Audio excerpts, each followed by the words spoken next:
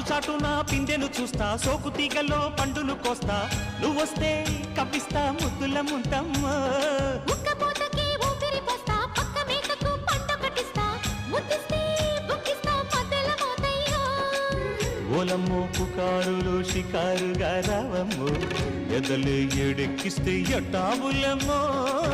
ఊరయ్యో బజారులో మజాలకి రానయ్యో, పగలే పక్కెక్కిస్తే తంటాలేవయ్యో.